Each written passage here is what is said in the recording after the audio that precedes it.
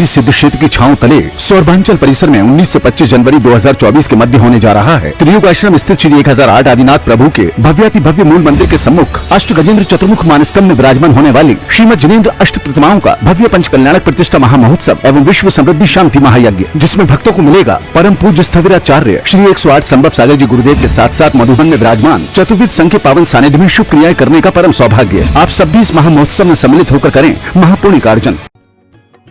इस कार्यक्रम के पुण्यार्चक हैं परम पूज्य मुनि श्री 108 पार्श्व सागर जी महाराज एवं ब्रह्मचारिणी बहन अष्ट प्रतिमाधारी श्राविका सुधा जी के लौकिक जीवन के परिवारी जन CA Sudhir Jain, Vinita Jain, CA Shubham Jain, Ritika Jain, firm Sudhir Kumar Jain and associates, SKJ advisory services private limited, office at Kolkata and Delhi.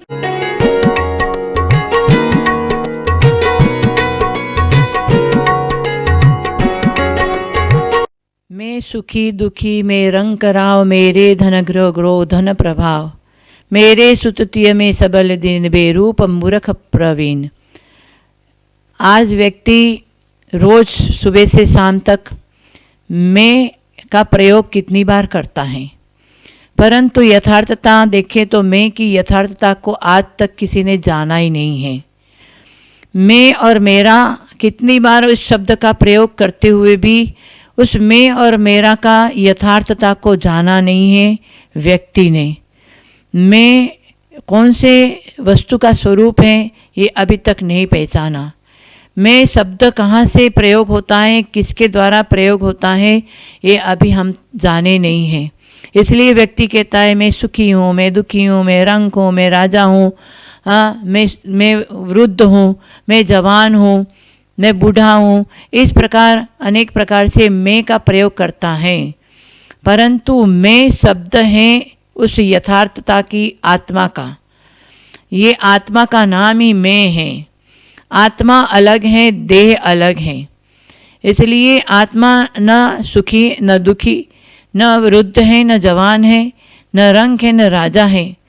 ये सब संसार की बातों का ये प्रयोग करने में आता है मैं, परंतु व्यक्ति ने यथार्थता को जाना नहीं है। पर मैं शब्द होता है एक आत्मा। आत्मा शाश्वत सुख वाला है।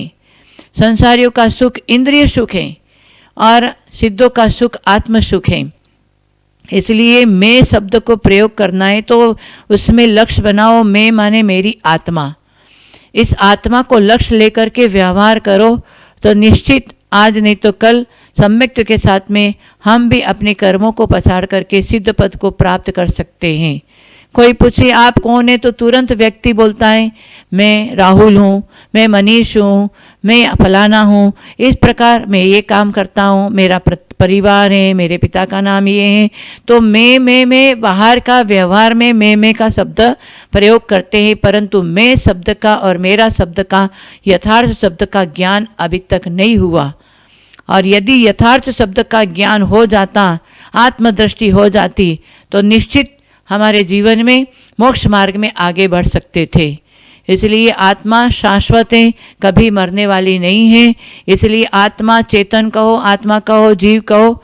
जीव किसे कहते? जो जीता था, जी रहा है और जिएगा। ऐसे अविनाशी शक्ति को जीव कहते हैं।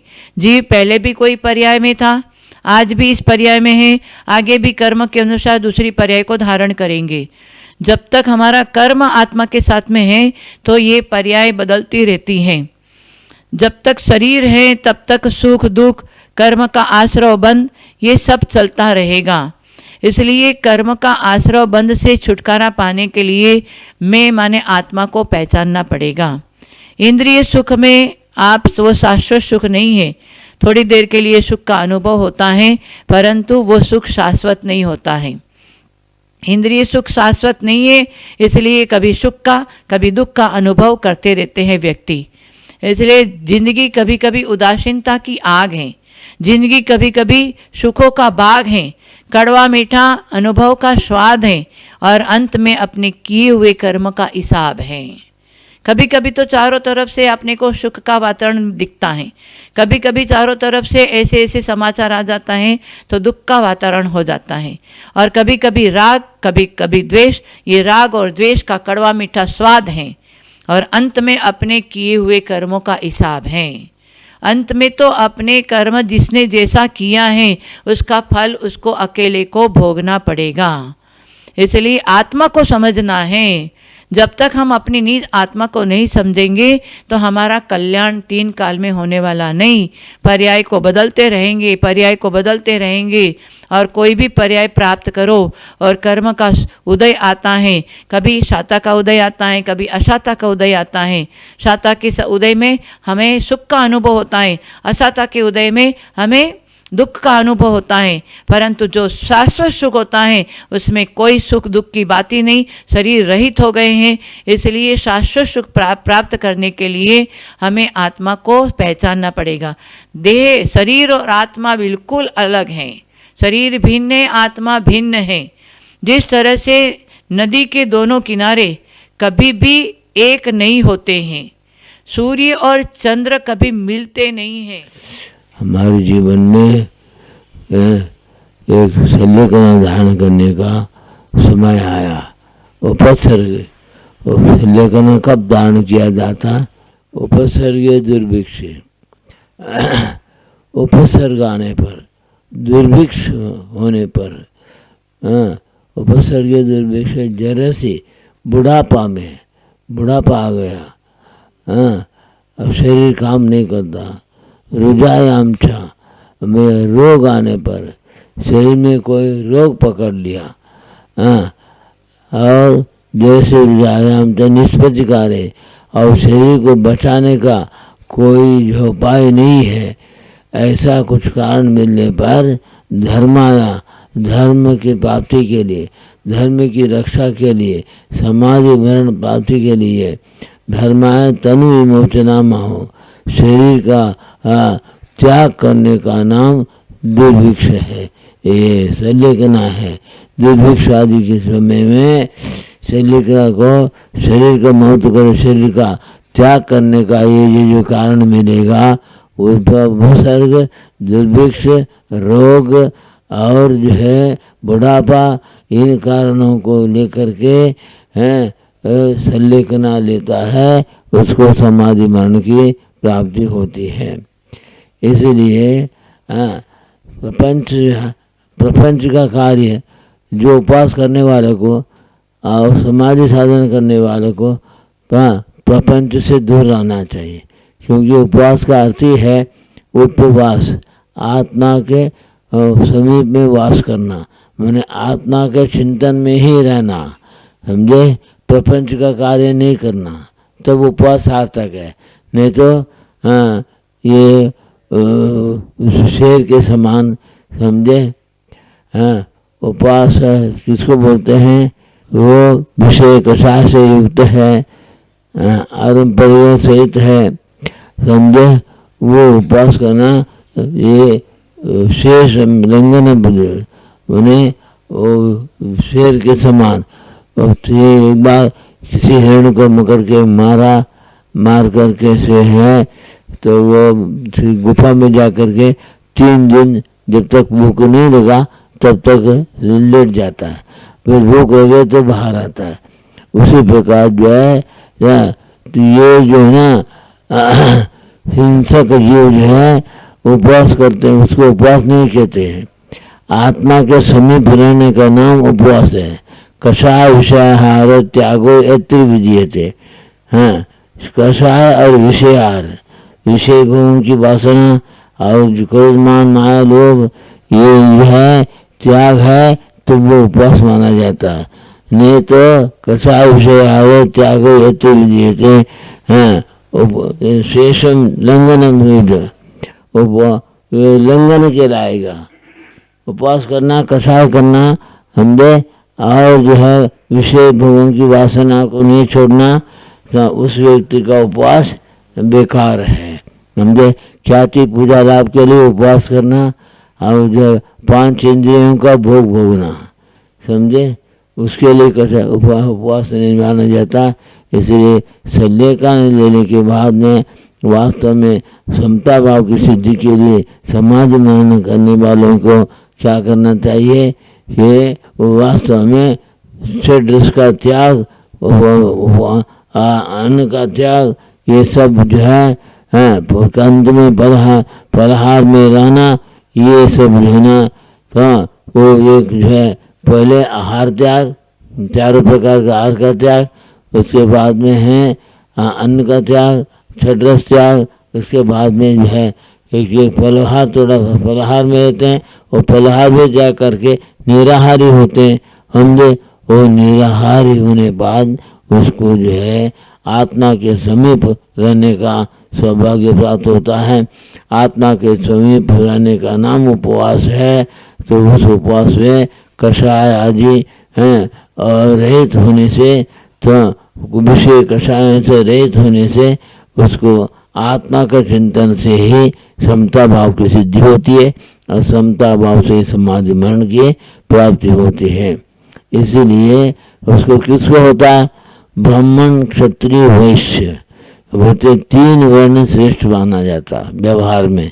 हाँ, ब्राह्मण, क्षत्रिय, वैश्य 3 वर्ण वाले मुनि हो सकते हैं और मोक्ष भी प्राप्त कर सकते हैं। ऐसा समय साल के जैसे नाचे समय साल की टीका में बताया, 3 वर्ण वाले ही मुक्ति के अधिकार है, शुद्ध वर्ण वाले मुक्ति का अधिकार नहीं बताया। क्योंकि व्यवहार में शुद्ध वर्ण वाला क्या है? शुद्ध वर्ण वाला जिसका आचार विचार समझे तो आत्मकल्याण के दृष्टि से नहीं है, आत्मा को नहीं जानता है, समझे, वो क्या समता भाव की सिद्धि करेगा? समझे, सबसे पहले आत्मा का श्रद्धान होना चाहिए। आत्मन्येव आत्मना तुष्टा, आत्मा में ही संतुष्ट होता है। और इंद्रिय भोगों के क्या करें, शरीर की दृष्टि नहीं है। जिसकी शरीर की दृष्टि है वो मिथ्या दृष्टि है, जिसकी आत्मा की दृष्टि है वो सम्यक दृष्टि है। इसलिए आत्मा की दृष्टि से आत्मशुद्धि के लिए कोई साधना करता है, तपस्या करता है, उसका जो है बाह्य दृष्टि हट जाता है। और 10 प्रकार का बाह्य परिग्रह और अंतरंग जो है 14 परिग्रह होता है, और 14 परिग्रह में सबसे बड़ा परिग्रह मिथ्यात्व। मिथ्यात्व वेद हास्य आदि षटकषाय चतुष्टय में अंतरंगम जय संगम प्रत्यय का प्रयोग होता। आचार्य बोलते हैं मिथ्यात्व के साथ में स्त्री पुरुष नपुंसक इन 3 लिंग है, और जो है हास्य आदि षड है, हास्य रति अरति शोक भय जुगुप्सा, और ये षड कषाय है, और 3 वेद है, और ये मिथ्यात्व है, और क्रोध मान माया लोभ। इस प्रकार 14 अंतरंग परिग्रह है। बाह्य 10 परिग्रह है। बाह्य परिग्रह कौन सा है? क्षेत्र मास्तम धनम धान्यम दिपदम चतुर्शतम यानम शय्यासन भानम चेतिक बहुत जैसा यानम ज्ञानम शय्यासनम भानम चेतिक, ये जो है बाह्य परिग्रह है। बाह्य परिग्रह के लिए रात दिन जुड़ाते, क्या कह रहे? पर्याय परिवार परिग्रह की मोह से जो है संसार के इंद्रिय सुख के लिए, हाँ, ये शरीर के लिए मकान है, दुकान है, पैसा है, वह कपड़ा है, समझे, ये जितने 10 प्रकार के बाह्य परिग्रह है, ये सब शरीर संबंधी है। शरीर संबंधी सामग्री को जुड़ाता है, लेकिन आत्मकल्याण की सामग्री को नहीं जुड़ाता है। समझे, वो व्यक्ति की दृष्टि आत्मा की दृष्टि नहीं है, शरीर की दृष्टि है।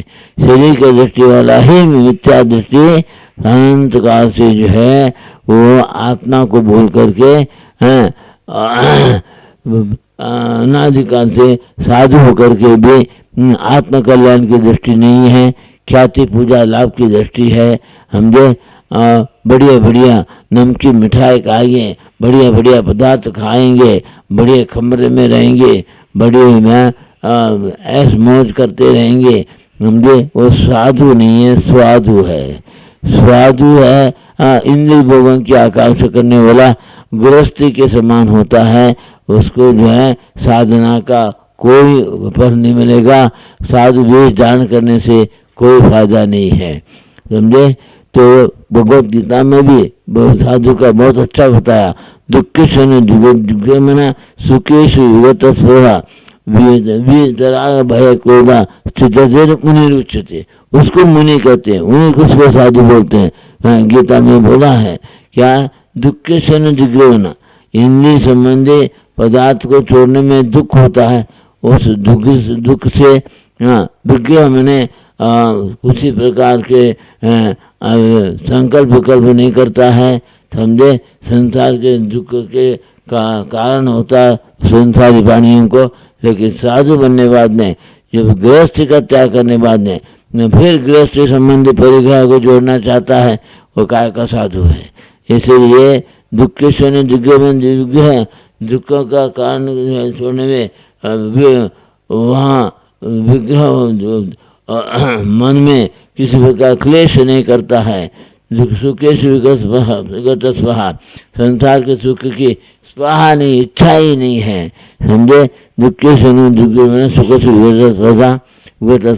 वीत राग भय क्रोधा, और जो साधु है वीत राग भय क्रोध, राग भय क्रोध को नष्ट करने की साधना करता है, वो मुनि है। इसका जो है रत्न सावकाश में ही बताया, विषय आशा अवसाची तो निरारंभो परिग्रह, ज्ञान ध्यान तपोरक्ता तपस्वी स्वप्रशस्ते, वो तपस्वी है, मुनि है, साधु है, समझे, जिसके अंदर विषयों का आशा नहीं, जिनके विषयों का आशा नहीं, जिनके साम्य भाव रखते मन में, समझे। और उस तो निरारंभ परिग्रह, आरंभ परिग्रह से दूर रहते हैं। आरंभ परिग्रह को बढ़ाते हैं तो काय का साधु है, काय का उपवास करने से उनका फायदा है, समझे। उस दिखावे के लिए उपवास करते हैं, समझे। विषय वासना छोड़ा नहीं है, समझे, ख्याति लाभ के लिए खूब, समझे, साधु बन गया, साधु बन करके साधना नहीं किया, स्वाद नहीं छोड़ा, समझे। उसका सब जो है जो कुछ साधन है, कुछ पुण्य बंध होगा आगे, और पुण्य बंध से संसार का सामग्री मिलेगा, और संसार सामग्री में स्वर्ग आदि सुख में भी वो भोगों के अभिलाष से महान भोग, इंद्रिय सुखों भोगते भोगते महान पाप का संचय करते हैं। इंद्रिय सुख भोगने वाले को पाप होता है। इंद्रिय सुख जो है उसके सामग्री को त्याग करने से ही योगी निरोगी होता है, और जो अपने आत्म कल्याण साधन में सफल होता है। इसलिए आचार्य में कहा योगी निरोगी क्योंकि त्यागी है। यह त्याग से निरोगी साधु एक जीवन से जो है समता भाव से समाधि मान प्राप्त करता है। इसलिए साधु कैसा होना चाहिए, साधु का वास्तव में उच्च कुल में पैदा हुआ हो, उच्च आचरण हो, उच्च आचरण हो, उच्च कुल पैदा हो, उच्च साधना हो, समझे, वो एक दिन साधना से सफल हो सकता है। इसलिए जो है जीवन में हमारे अंदर क्या होना चाहिए, हम साधु बनने के बाद में तो साधना में ही रहना चाहिए। संसार के कोई भी आडंबर कार्य नहीं करना चाहिए।